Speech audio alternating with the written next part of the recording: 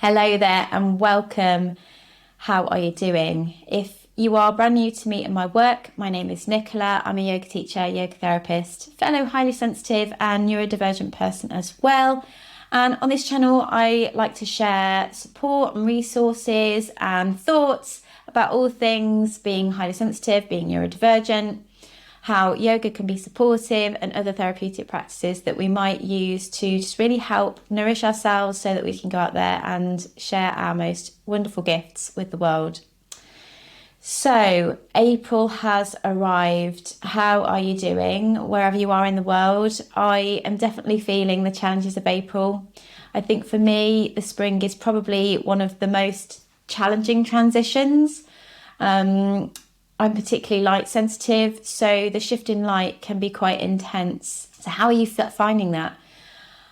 Other challenges that you might find at this time, I was having a think about it, and obviously one of the biggest things in terms of just being in a sensitive body is that the weather can be really unpredictable. I was talking with a friend about March. There's this idea of the March winds, which is to do with the combination of warm air and cool air, and I really find weather quite discombobulating. So maybe you're feeling that extra challenge too. Please don't underestimate how at the end of the day the extra kind of input that is created in your body. So if you're like me, maybe you've been feeling extra tired through this transition, and it might be because of the light sensitivity or the unpredictability of the weather. But other things that might be influencing how you're feeling at the moment could be that, again, I mentioned this last month, this collective sense of momentum picking up. The busyness is always there, isn't it? But there are certain periods in our season, throughout our year, when it seems extra specially potent. And if you pick up on a lot of what other people are doing and their energy too, you might have been feeling this and kind of, picking up on their, must get things done. And also, I think as we go into the lighter months here in the Northern Hemisphere, there is this general expectation to do things faster, to do things for longer. We tend to work later, I think, when the nights are lighter. And also if, you have any holidays at this point in time, we're just about to break for the Easter holidays here in the UK. There's that kind of increased social pressure and expectation to be arranging things with people. And also, on a side note, if you are particularly sensitive to the goings on in the cosmos, we constantly have the full moon and the new moon doing their cycle, but we are in eclipse season as well, which definitely impacts me. So there may well be other challenges that I've not mentioned, but they were the things that came to mind when I was thinking, what is it that's, bringing a challenge for me, and talking to other sensitive and neurodivergent friends too. If you can think of any others, or there's something I've missed, please pop it in the comments.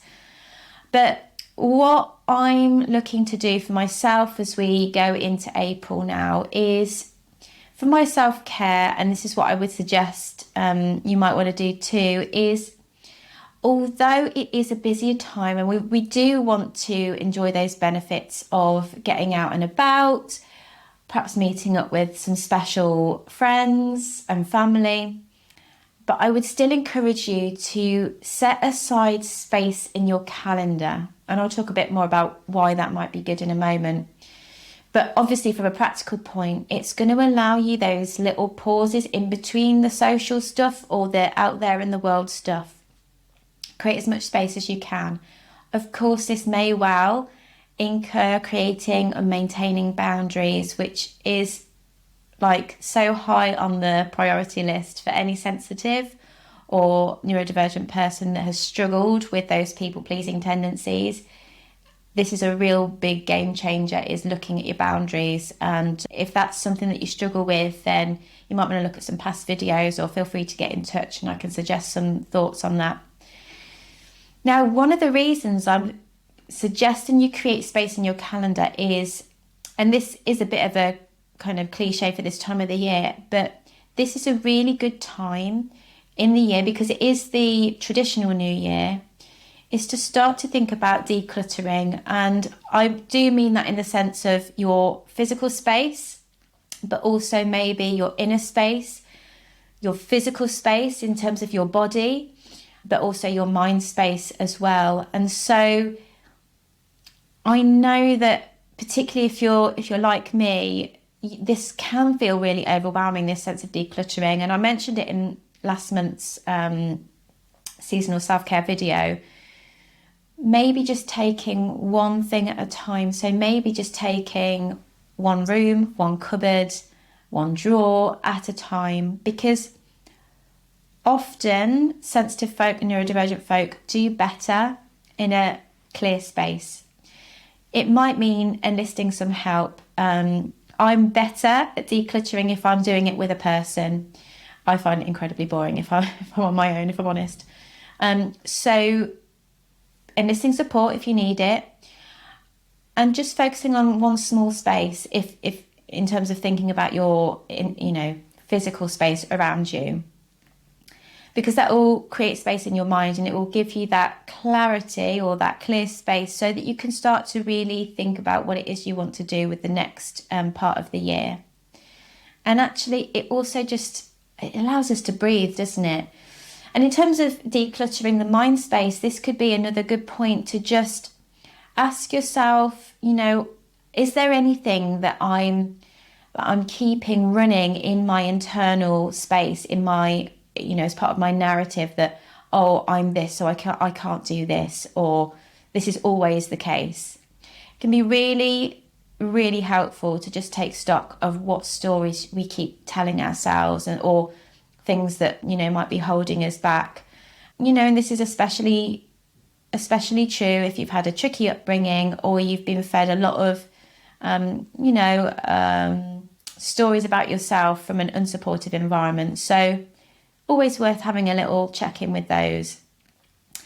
And on a very practical level, and I'm going to be doing this, haven't done it yet, but it's definitely on my list, is to just have a check-in with your wardrobe, your clothing, your accessories, because the weather is shifting. And so we're at that really annoying and awkward point where we both need the layers and we need the not so layery clothes too.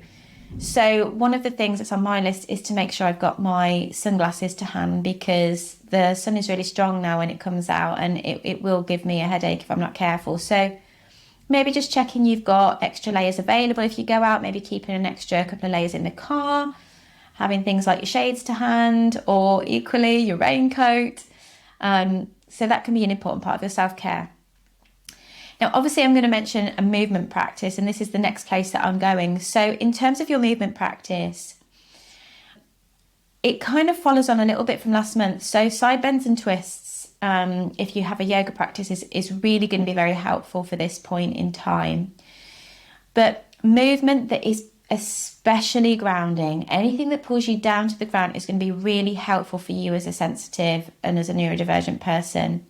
Because we are prone, as I've said before, with kind of getting swept up in the energy of other people, the busyness that's around us. We're really prone to feeling overwhelmed. And so a slow practice, a slow flowing practice is still, I think, hugely beneficial for the sensitive. There can be this pull towards, a higher, more fast-paced, stronger practice in terms of yoga as we go into those warmer months. And it's not that there isn't a place for stronger practice, and I think you can still practice movements such as yoga in a strong way, but still keep that slow and steady quality about it.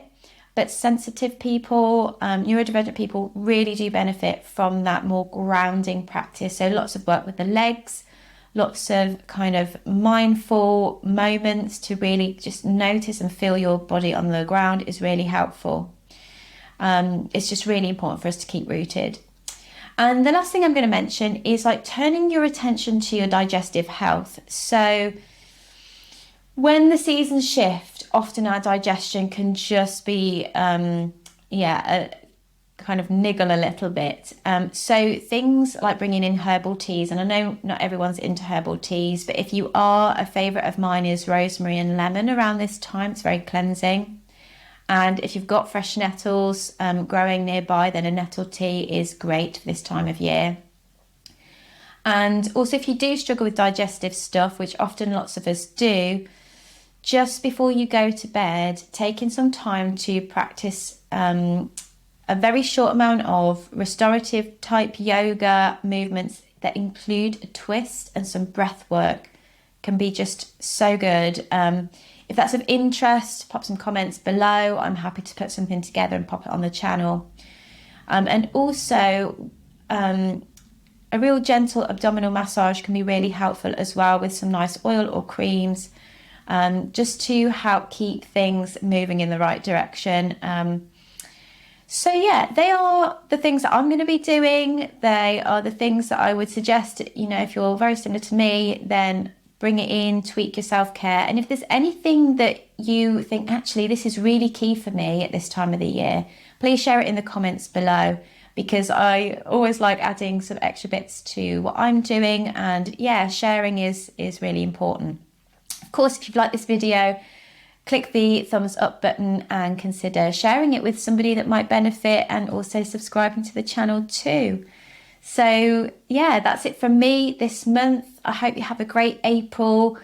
Stay tuned to the channel for my upcoming yoga sequence for this month, and I hope you have a great start to this month. Take care for now.